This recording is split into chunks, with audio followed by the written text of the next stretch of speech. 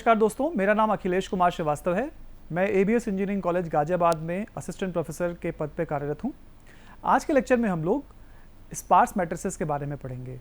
यह data structure series का 8वां lecture है और स्पार्स मैट्रिक्स एरे का एक एप्लीकेशन है। तो इस लेक्चर में हम लोग ये देखेंगे कि what is sparse matrix, definition of sparse matrix देखेंगे।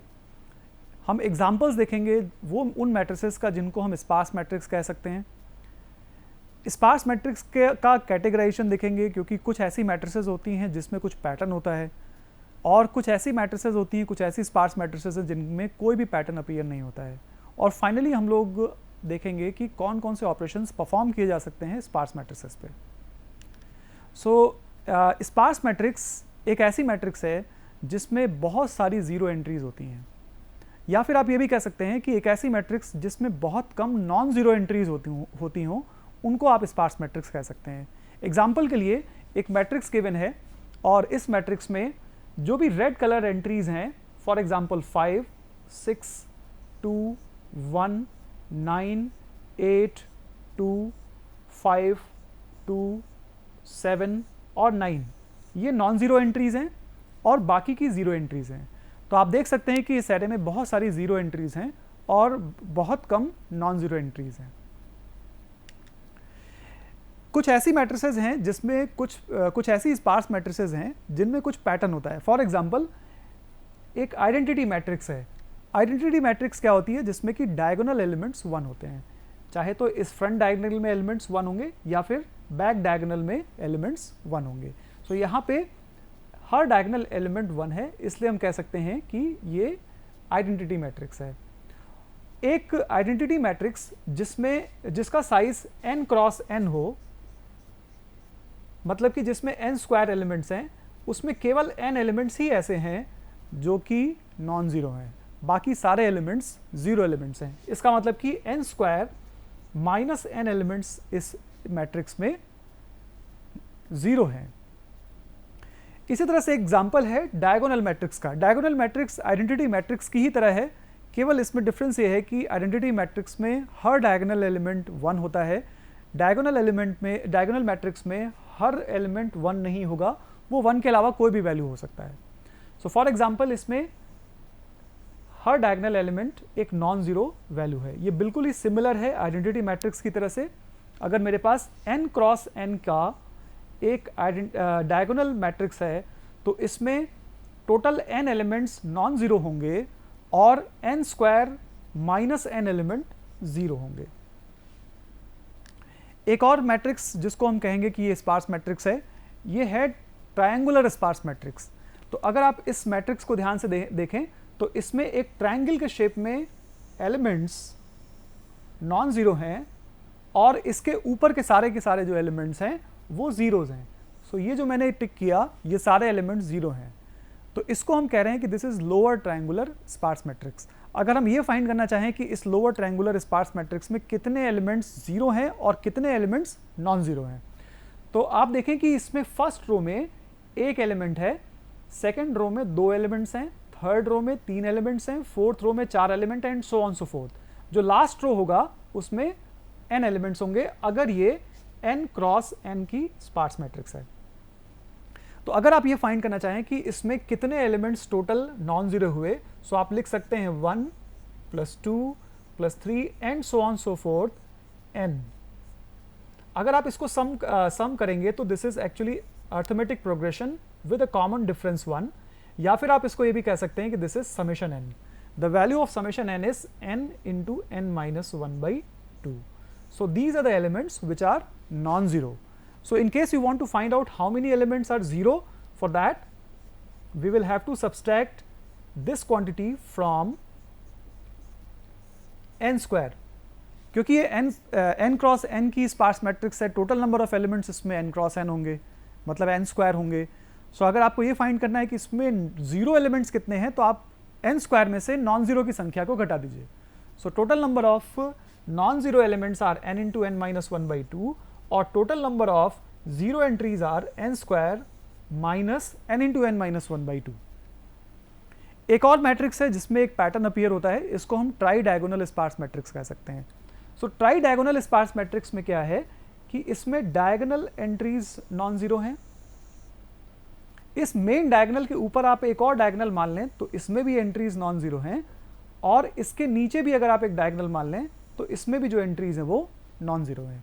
सो 3 डायगोनल ऐसे हैं इसमें जिसमें कि एंट्रीज नॉन जीरो हैं, तो इसीलिए हमने इसको ट्राई डायगोनल स्पार्स मैट्रिक्स कहा। मेन डायगोनल के ऊपर के डायगोनल में एलिमेंट्स और मेन डायगोनल के नीचे के एलिमेंट्स, तो 3 डायगोनल्स ऐसे हैं जिसमें कि एलिमेंट्स नॉन जीरो हैं। अगर आप ये फाइंड करना चाहें कि इस मैट्रिक्स में कितने एलिमेंट्स ऐसे हैं जो कि नॉन जीरो हैं, तो उसको फाइंड करने के लिए अगर आप ध्यान से देखें कि फर्स्ट रो में 2 एलिमेंट्स नॉन जीरो हैं, सेकेंड रो में 3 एलिमेंट्स नॉन जीरो हैं, थर्ड रो में 3 एलिमेंट्स नॉन जीरो हैं, और सो ऑन सो फोर्थ हर रो में 3 एलिमेंट्स ही नॉन जीरो हैं, लेकिन लास्ट रो में अगेन केवल 2 ही एलिमेंट्स ऐसे हैं जो नॉन जीरो हैं। सो टोटल नंबर ऑफ एलिमेंट्स जो इसमें नॉन जीरो हुए, पहली रो में 2 एलिमेंट्स, लास्ट रो में भी 2 एलिमेंट, तो टोटल नंबर ऑफ रोज अगर n है तो n-2 रोज में 3 एलिमेंट्स ईच होंगे। So 2 + 2 means first row and last row, and n-2 rows में 3 एलिमेंट्स। इस क्वांटिटी को जो आप सॉल्व करेंगे, so this will come out to be 3n-2। So these are the total number of elements which are non zero. तो अगर आप ये फाइंड करना चाहें कि कितने एलिमेंट्स जीरो हैं इस मैट्रिक्स में, so what will that be? That will be n² - 3n - 2। Okay, n² - 3n - 2, क्योंकि हमने ऑलरेडी ये फाइंड कर लिया है कि 3n - 2 एलिमेंट्स नॉन जीरो हैं।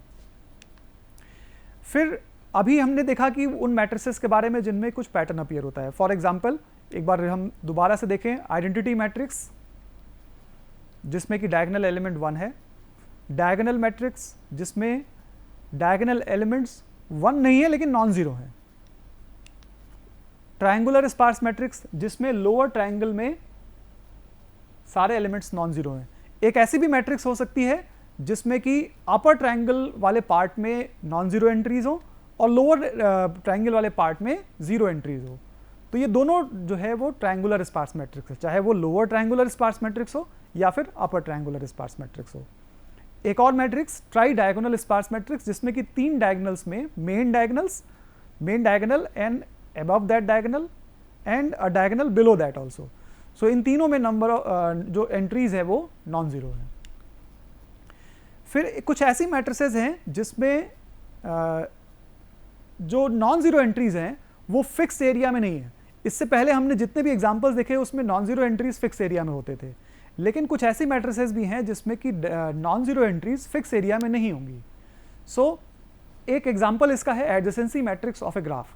अगर आपके पास एक ग्राफ है और उस ग्राफ में A B C D E vertices को रिप्रेजेंट करते हैं और इनके कनेक्शंस को हम एजेस कह रहे हैं, तो इसकी मैट्रिक्स हम जब बनाएंगे, इसको मेमोरी में रिप्रेजेंट करने के लिए हम एक मैट्रिक्स बनाते हैं जिसको हम कहते हैं एडजेसेंसी मैट्रिक्स।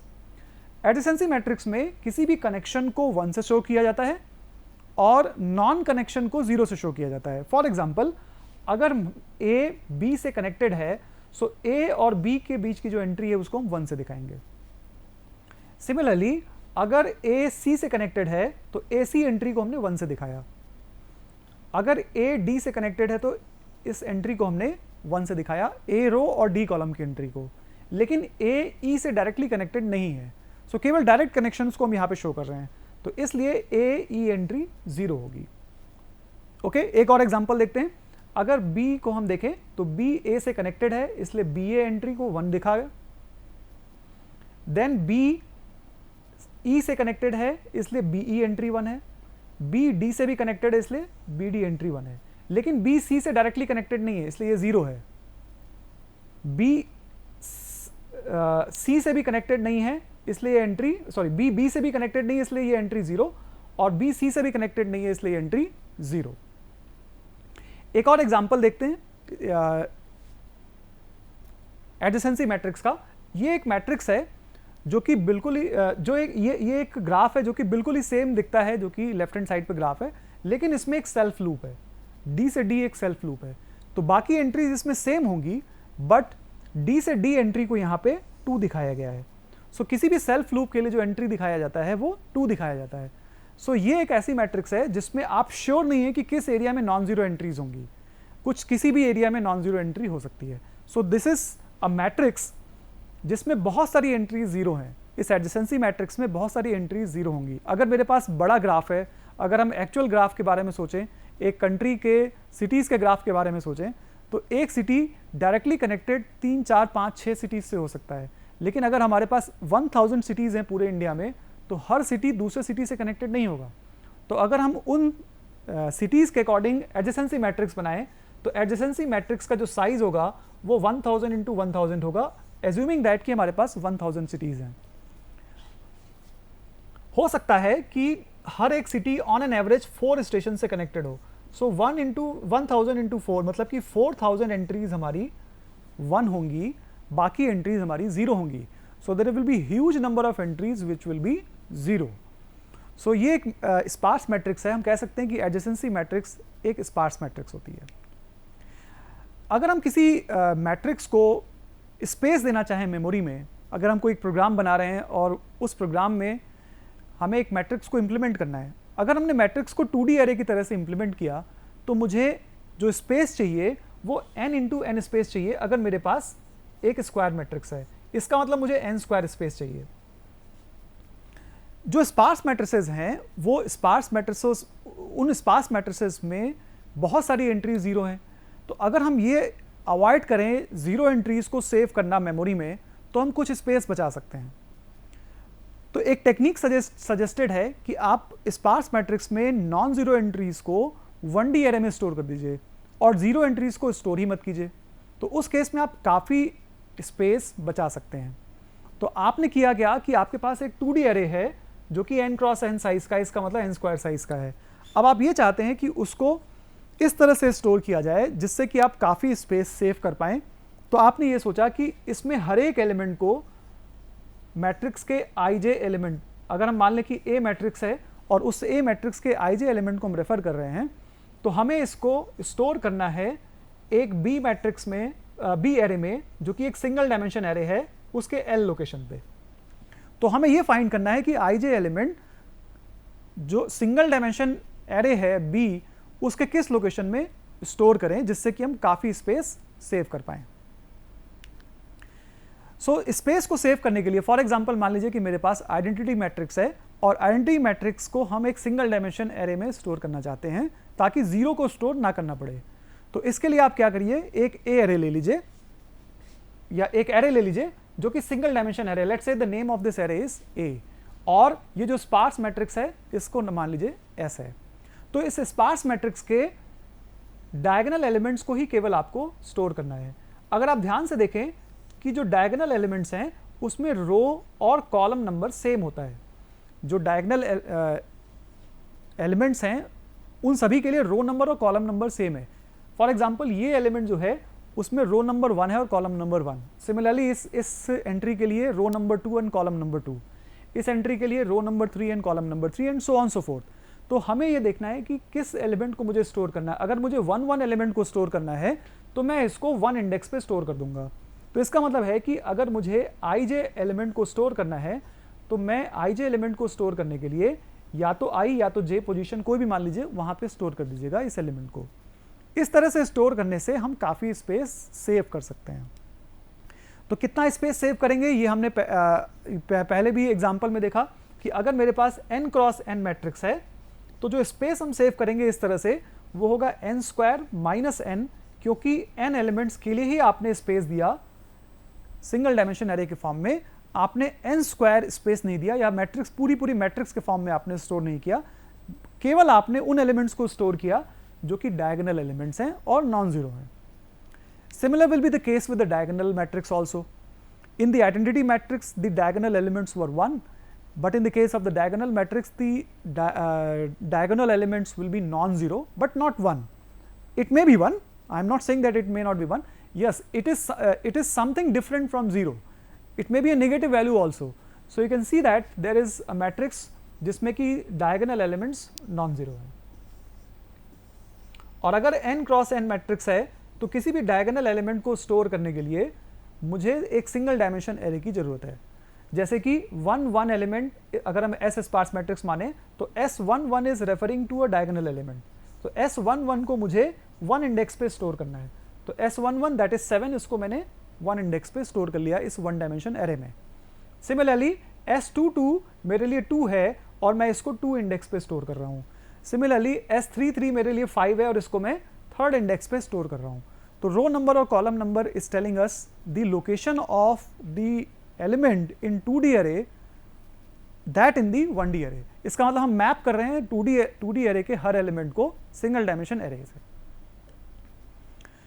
सिमिलरली अगर हम माने कि हमारे पास एक ट्रायंगुलर स्पार्स मैट्रिक्स है और इस ट्रायंगुलर स्पार्स मैट्रिक्स में हम केवल नॉन जीरो एलिमेंट्स को स्टोर करना चाहते हैं और उन नॉन जीरो एलिमेंट्स को सिंगल डायमेंशन एरे में स्टोर करना चाहते हैं, तो सिंगल डायमेंशन एरे में स्टोर करने के लिए हम कैसे प्रोसेस फाइंड करेंगे? हमें एक ij एलिमेंट का एड्रेस 1D एरे में फाइंड करना पड़ेगा। सो हमने मान लिया कि हमारे पास ij एलिमेंट है स्पार्स मैट्रिक्स का जिसके लिए मुझे एड्रेस फाइंड करना है सिंगल डायमेंशन एरे में। तो अगर ij एलिमेंट कोई भी है, मान सकते हैं फॉर एग्जांपल ये वाला जो मेरा एलिमेंट है वो ij एलिमेंट है, अगर इस एलिमेंट को मुझे स्टोर करना है तो ये ith रो होगा और ये jth कॉलम होगा। यहाँ पे हम ये अज्यूम कर रहे हैं कि हमारा जो इंडेक्स है वो 1 से स्टार्ट हो रहा है, तो ये ith रो है और ये jth कॉलम है। अगर मुझे ith रो और jth कॉलम के ij एलिमेंट को स्टोर करना है सिंगल डायमेंशन एरे में, तो उसके लिए हम सबसे पहले ये सोचेंगे कि i-1 तक सारे एलिमेंट्स को आपने ऑलरेडी फिल कर लिया होगा। सो i-1 रोज तक हम ये देखते हैं कि कितने एलिमेंट्स टोटल हैं हमारे पास। तो फर्स्ट रो में 1 एलिमेंट है, सेकंड रो में 2 एलिमेंट्स हैं, थर्ड रो में 3 एलिमेंट्स हैं and so on so fourth. i-1 रो में i-1 एलिमेंट्स होंगे। अगर हम इन सबको सम कर लें, so this is telling us how many elements are there up to i-1 rows. So this value will be I into I minus 1 by 2. So that will be equals to I square by 2 minus I by 2. So this is total number of elements up to I minus first row. Now इस ये जो I minus 1 रो के बाद आप ith रो में entry कर रहे हैं और ith रो के jth एलिमेंट को आपको स्टोर करना है। तो jth रो के एलिमेंट को स्टोर करने से पहले आपने कितने और एलिमेंट्स को स्टोर कर लिया होगा? अगर ये 4th एलिमेंट है तो 4th एलिमेंट को स्टोर करने से पहले आपने 3 एलिमेंट्स को स्टोर कर लिया होगा, और अगर ये jth एलिमेंट है तो इससे पहले आपने j-1 एलिमेंट्स को स्टोर कर लिया होगा। सो i-1 रोज तक इतने एलिमेंट्स थे plus j-1।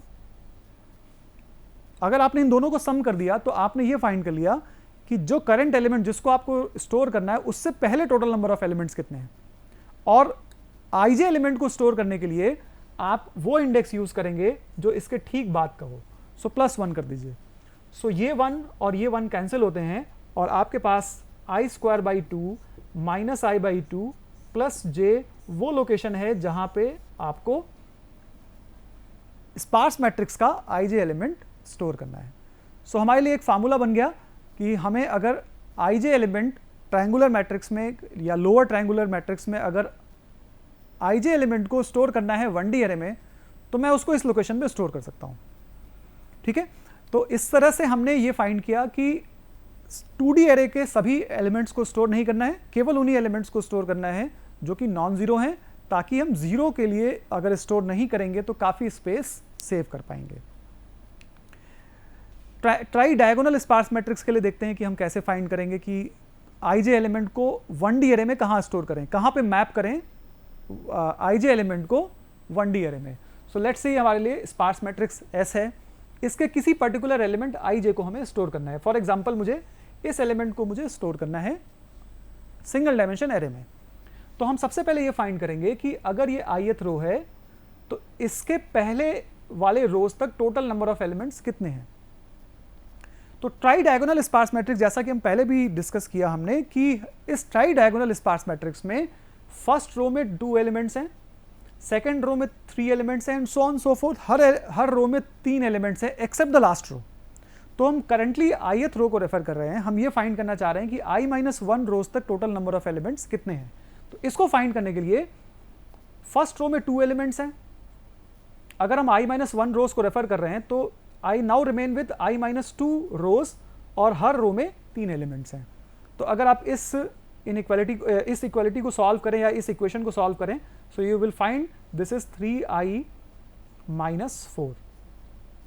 So 3i minus 4 is the total number of elements which are up to i minus 1 row. अब हम ये फाइंड करते हैं कि ith रो में करंट एलिमेंट से पहले कितने एलिमेंट्स हैं.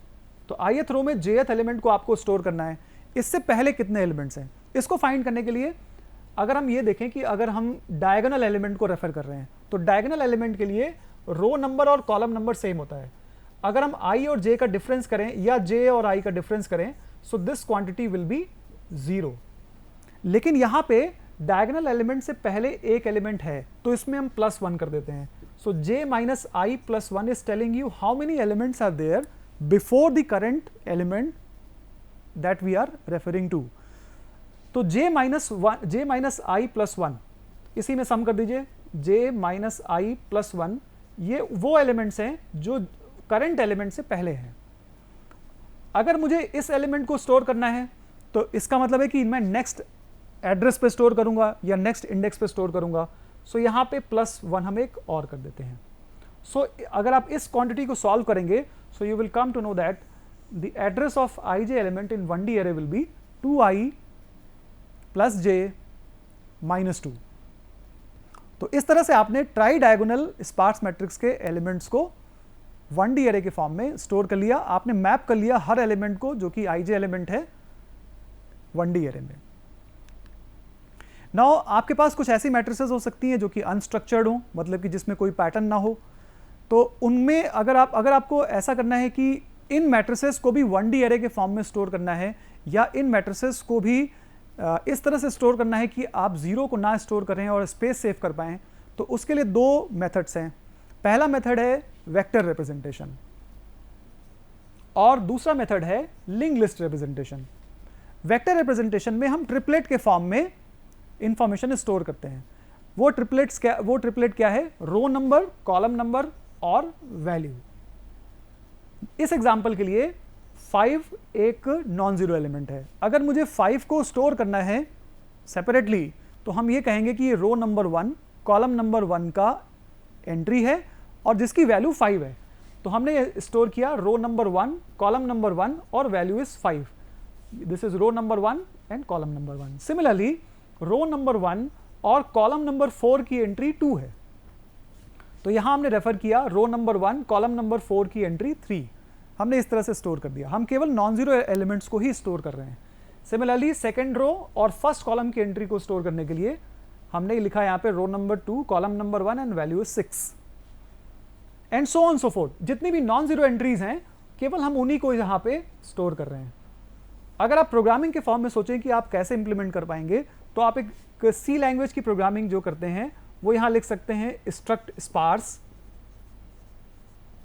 फिर आप यहां पे लिख सकते हैं इंटीजर रो नंबर, देन आप लिख सकते हैं इंटीजर कॉलम नंबर एंड आप लिख सकते हैं इंटीजर वैल्यू, अगर इस मैट्रिक्स में जो डाटा आइटम्स हैं वो इंटीजर टाइप के हैं.